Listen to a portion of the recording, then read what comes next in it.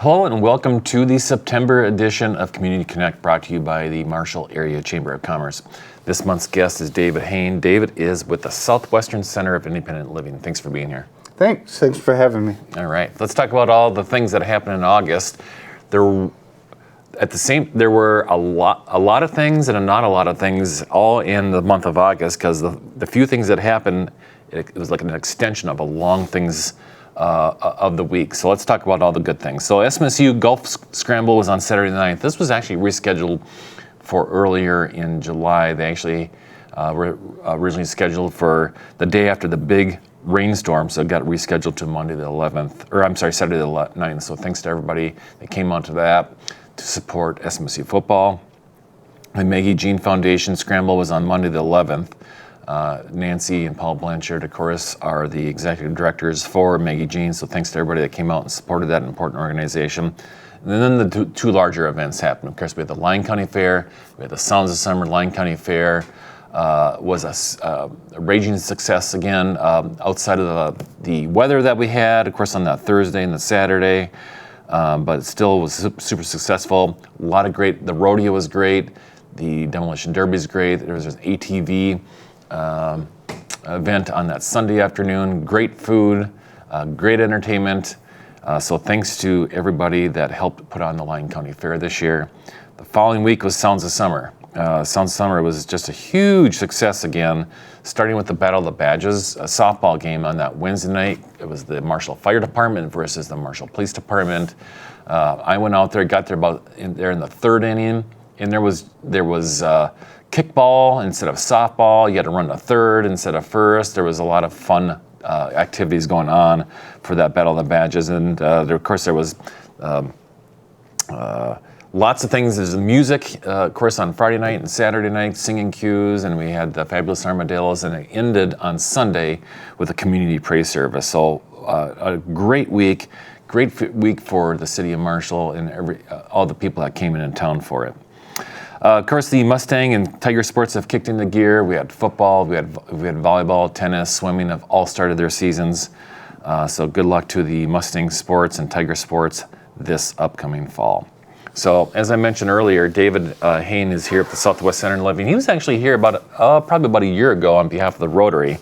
Now he is back here for SWISL, which stands for Southwest Center of Independent Living. They do a number of things in town. They have tie-dye events, they have dances, and they have all sorts of things. David is in here to talk about the hunting event that we have coming up shortly. I think sometime this fall. Of course, it's right around the corner. It's September. Let's talk about hunting. Let's talk about this accessible hunt coming up, the dates, location, and so on. Sure, yeah. First of all, I'm just excited. Hunting season's around the corner. Yes. We went and got my license yesterday and all that, so I'm ready to go. But the event we're doing is going to be an accessible deer hunt focused specifically on those that have either been hunting and for some reason cannot get back out hunting now, or people that have had some disability that has prevented them from getting out there. So we're doing a special hunt at Camden State Park. Starting October 31st at noon. We'll be meeting, and the hunt will go Friday afternoon and then all day on Saturday. Lucked out, we're going to refer to our deer camp at the Lind Community Center. So we'll be set up at the Lind Community Center, and then Camden State Park will be shut down for those 2 days, and we'll be doing the hunt within Camden State Park. So there's been a lot of coordination with the DNR, with the state park, and all that to get this all set up, to get a special license, special permit, all this done so we can make this hunt happen. Oh, that's super exciting. So if somebody were interested in participating in the hunt, they have to register ahead of time. How does somebody register to be part of this, and how many people are you expecting? Yeah, I'll start out with the registration. So this is a special hunt. So if you go to the Minnesota DNR fall hunting regulations handbook that the hunt isn't listed in there. So all the registration applications actually come directly through Swissel.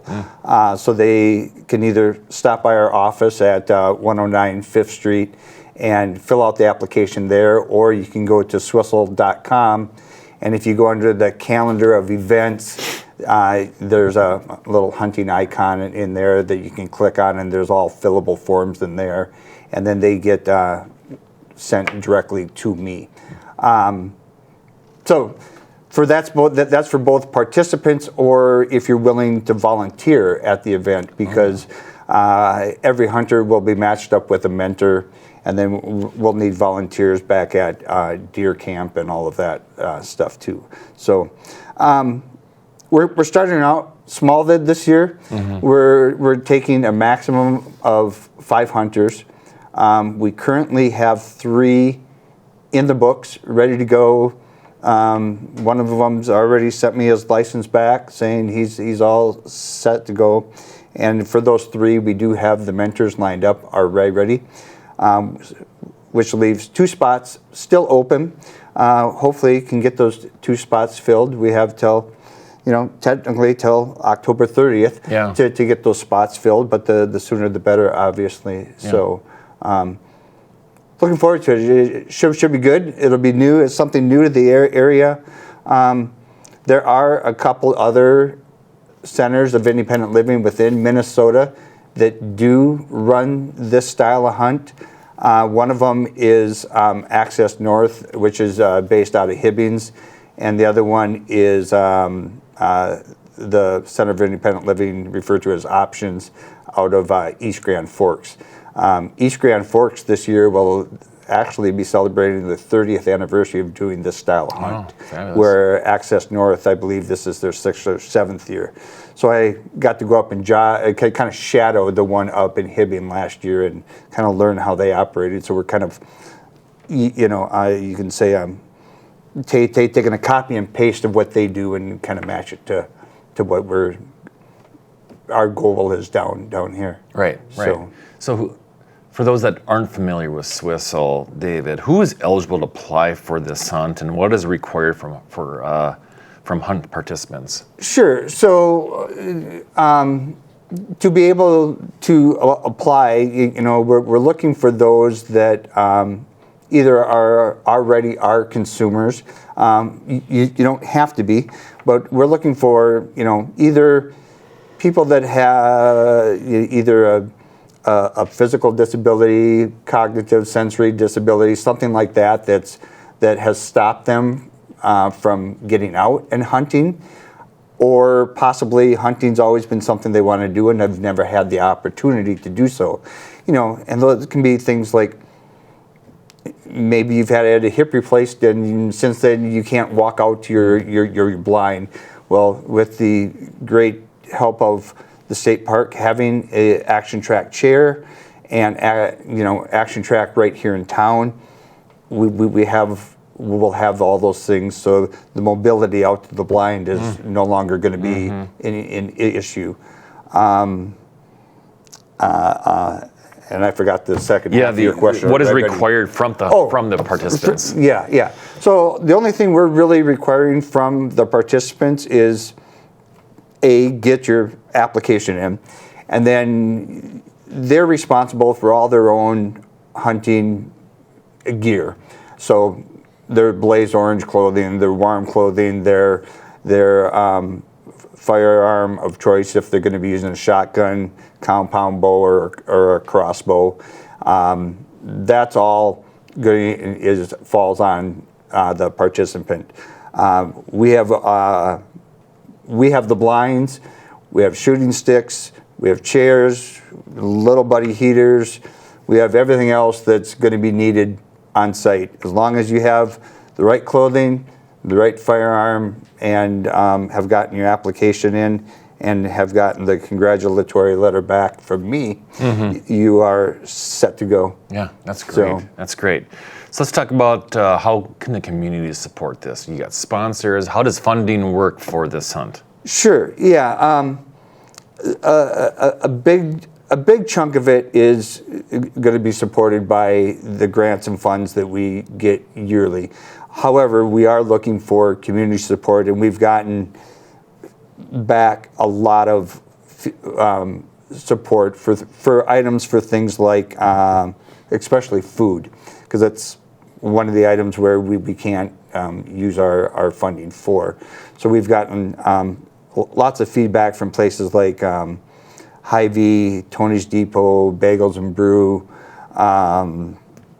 We're looking, checking with all of the pizza places still, and we're still working on locking down some of that stuff, but we've gotten great feedback from the community that we've reached out to for either cash donations, or they'll actually going to be physically donating things like coffee, rolls, sandwiches. For example, Subway will be providing all the sandwiches for our lunch meal on Saturday. Yeah. And so we've gotten great response back from the community that we've asked for, along with some cash donations like from Pheasants Forever and the Minnesota Deer Hunting Association chapter out of Lamberton has even made a great cash contribution. And all those funds will be going directly towards food, all the items needed for the event, and helping pay for the half of the fee of the rental of the Lind Community Center. Yeah. Lind has been generous enough that they'll give us one day for free, and then we just are paying for the other day. Sure. So, good. So we've got lots of great, and there's so much more. Runnings is ordered all of our hunting stuff for us at an awesome cost. We, just so simple things too with others that Swissel already deals with. Marshall Machine Shop, we're like, hey, we need some steaks. Do you have any scrap? Can you make some for us? They're like, how many do you need? Yeah, no problem. And I get a phone call, a week later. Here they are. Just stop by and grab them. So yeah, I mean, we've been great, and Marshall has always been known for really backing these things up. So it's great to see the support from the community. Oh, that's great. It's critical to have community supporters for an event like this, especially in its first year. Let's talk about the day. We're looking, it's later in October. Is it October 31st, November 1st? Was it, or October 30th? Let's talk about how that day is laid out. Sure. So we'll be doing registration kind of check-in Friday the 31st, starting like 10:30, and at 11:30 we'll do just an overall welcome and prep meeting for everyone involved, all the volunteers, the mentors, participants, and everything. And then we'll serve lunch, and then it'll be up to really the participant to organize it with their mentor of that afternoon when they want to go out to their blind. We'll have all the hunters actually assigned a blind number, and we'll have ahead of time all that will be set up. And and if they aren't out in the blind hunting, the idea is to be sitting back at deer camp, socializing the great hunting stories of the past, or techniques, or if they're someone who has found a way to overcome whatever disability that has stopped them from hunting, to share all that information to help others get back out in the field and enjoy nature more than anything. Mm-hmm. Oh, that's great. You got to have that. It's critical. What happens if a deer is harvested? So that's going to be part of some of our volunteers. We'll do all the butchering. I shouldn't say all of it. We'll do a big chunk of the butchering right on site at Camden. So we'll debone the deer and get it all bagged up and everything, and then it'll be sent home with the hunter who harvested the deer, and then it'll be up to them to get it processed however they want. But we'll do the gist of the butchering of the boning and get it all down to just the meat, so they aren't taking the full carcass home unless that's what they prefer to do. Right. David, how are people finding this information? Where is this being promoted, and how can someone get registered? Sure, yeah. So there was, we had all the information at our booth out at the fair. It did go in the newspaper this summer, and it, I believe, is still up on the Marshall Independence website. A lot of it's been word of mouth.